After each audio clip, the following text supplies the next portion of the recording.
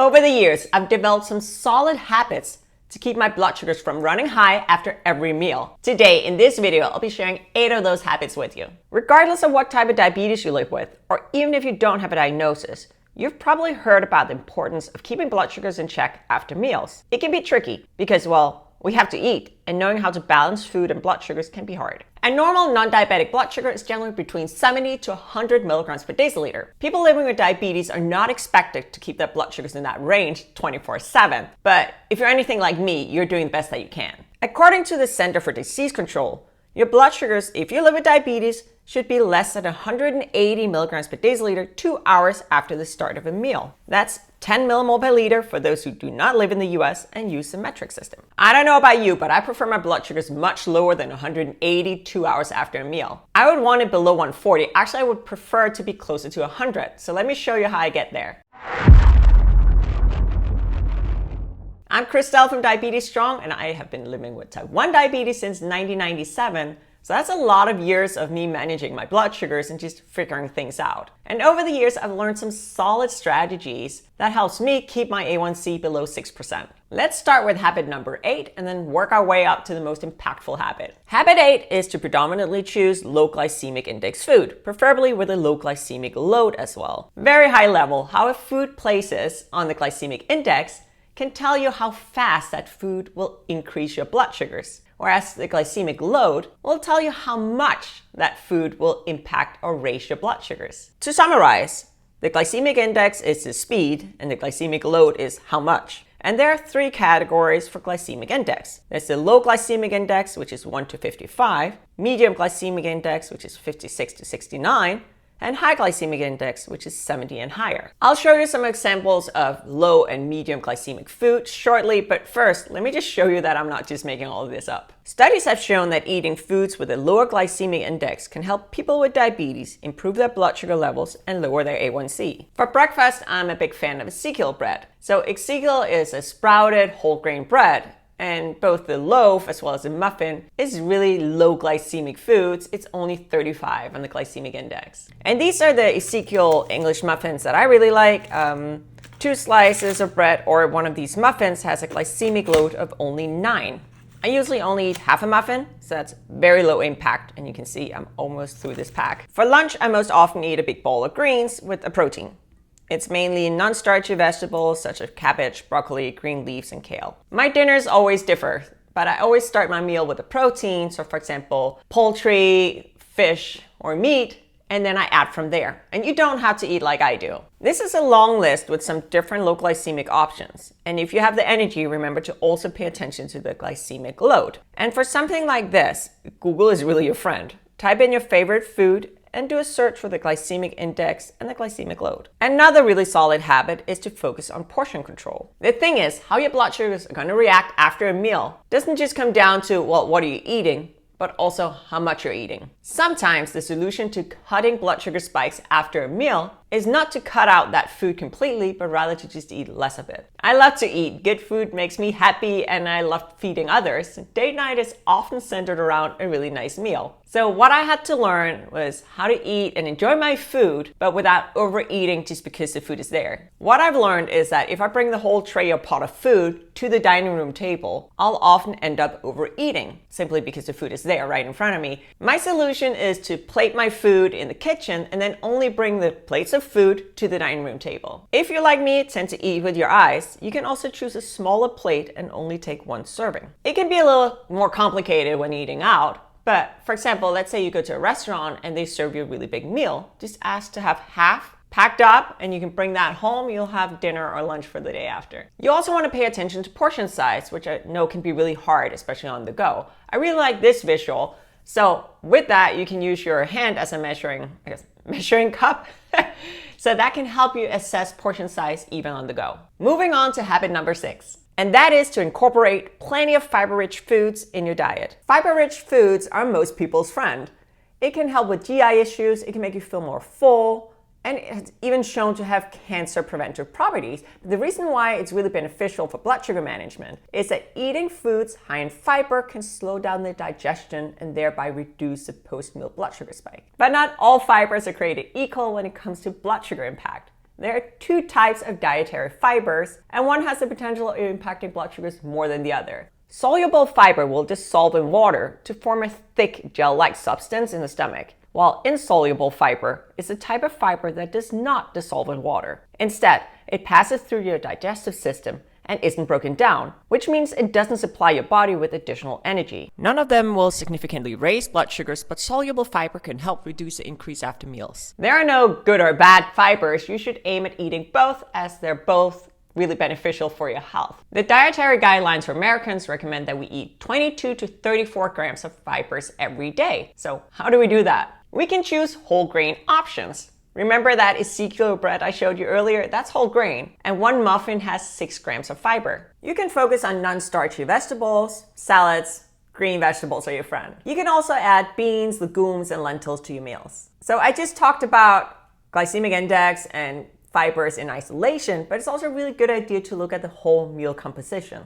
And that is habit number 5. We tend to focus most of our energy on carbohydrates when we think about how it's going to impact our blood sugars. And with good reason, it is the macronutrients that's going to hit our blood sugars the most directly. But we also should think about what we eat with our carbohydrates, as what we eat with it can change how fast, how aggressively those actually impact our blood sugars. Eating balanced meals, so not just eating our carbs straight up, has actually shown to reduce the blood sugar spike after meals. Adding protein to your meals can slow down the glucose absorption, leading to less of blood sugar spikes after meals, and it can also make you feel more full, which can also help with weight management. My approach is to build my meals around a protein. I eat animal protein, but it could just as well be a plant-based protein. My preferred protein sources are chicken, it's eggs, fish, and meat, which is pretty much all of them, I guess.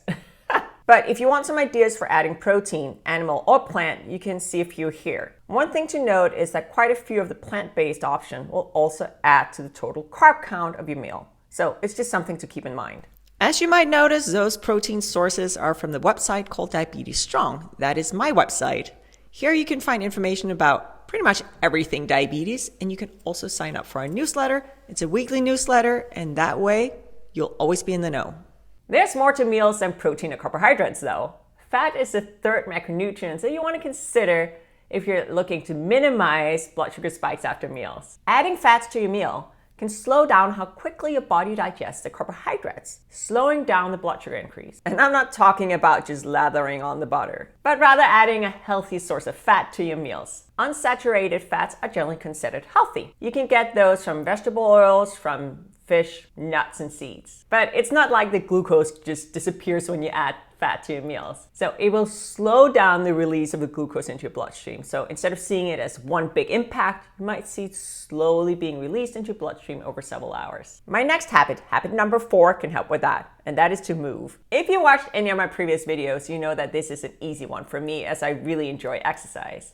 Exercise is not a chore for me, but I also understand that it can be really hard to get started, especially if it's never really been a part of your routine. The thing is, movement is extremely effective when it comes to blood sugar management. Having a consistent exercise routine can really improve your insulin sensitivity. That means that your body becomes more effective of clearing glucose out of your bloodstream, thereby lowering your blood sugars. And even a little movement goes a long way.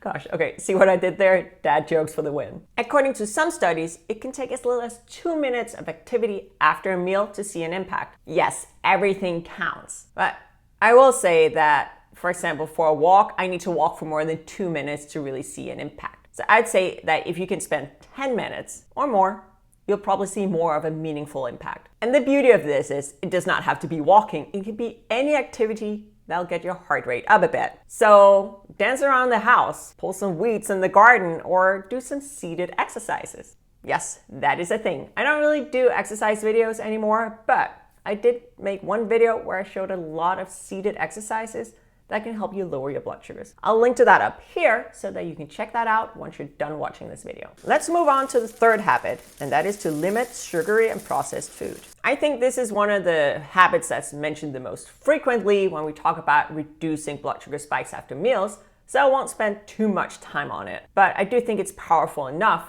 that I want to bring it up. What I really want to add to this habit is that I don't think it has to be a eliminate habit, but rather a reduce or limit habit. If you eat a whole serving of highly processed sugary food for every meal, you most likely will have a hard time keeping your blood sugars in check after your meals. Yes, a lot of this stuff is really tasty, but switching out a highly processed sugary cereal with a low-carb option, or only eating a half or a quarter of a muffin, could really set you up for a day of better blood sugars. Does this mean that you can never eat any of these things again? No, but it means that you can choose to eat a little bit of this type of food, but eat it occasionally and in moderation. But I'd encourage you to pay attention to how this type of food impacts your blood sugars, so that you can make an informed choice on whether or not this is worth it for you, both from an overall health as well as a blood sugar perspective. And that leads me to my second habit. We're almost at the end of my list. And habit number 2 is to gain a better understanding of food and how it impacts you. This is one of my most effective habits to reducing highs after meals. We're all very different. We're all human, but how exactly our blood sugars react to certain foods or quantities of food can really differ. You have to experiment. You have to learn as much as you can about food, about serving sizes by, for example, watching videos like this, and then go test things out. My process for this is fairly low tech. I use a pen and paper. There you go. So I write down what I eat, the quantities, my activity level, and then how it impacts my blood sugars. And then I learn from it. I learn so I can make data-driven, informed decisions that actually make a difference for my blood sugars. To help me understand exactly what I'm eating, I use the free version of MyFitnessPal to look up what's in my meals. So not just the carbs, as I talked about earlier, but also the protein and the fats. But how do I know how certain food choices impacts my blood sugars? How do you learn how to choose the best foods and the best quantities for you? Well, there's really only one way, and that is my most important habit, and that is to measure blood sugars often and at the right times. I wear a CGM, a continuous glucose monitor, and that has made a world of difference for me in making me really be able to tune in and see how different foods, activity, sleep patterns for that matter, and a lot of other things impact my blood sugars. A CGM sends my blood sugars to my phone 24/7, but you can also get a good idea of how your blood sugars are reacting to certain foods and quantities by measuring your blood sugars using a glucometer or a glucose meter. If you have a diabetes diagnosis, your insurance should pay for test strips for you. Some insurance companies will only pay for a limited amount though. You can, however, also buy strips and meters without a prescription. I like this tiny meter. I bought this without a prescription at CVS, and a box with 30 strips is around $10. But to get real practical here, the way that I assess whether or not a meal is working for me is that I measure my blood sugar before the meal and then again an hour and a half to 2 hours after the meal. Remember how CDC recommends that blood sugars are below 180 milligrams per deciliter 2 hours after a meal, and I prefer to be closer to 100? Well, that's how I measure success. I do manage my blood sugars using insulin, so I also have to think about insulin timing, insulin dosing, and not just about what I'm eating or how much. But this final habit has been my most powerful weapon to reduce blood sugar spikes after meals. I hope my list of habits were helpful. And maybe you have a habit that you found really helped you. If you want to share, I'd love to hear it. Please leave a comment down below this video. Blood sugar spikes after meals are of course only part of the puzzle when we talk about managing diabetes, and I have a lot of other habits, tips, and tricks to share. Check out this video with 5 one-minute habits that can help you lower your A1C. If you like this video, if you'd like to see more from me, remember to subscribe to my channel and turn on notifications. That way you'll never miss a thing. Thank you so much, and I'll see you next time.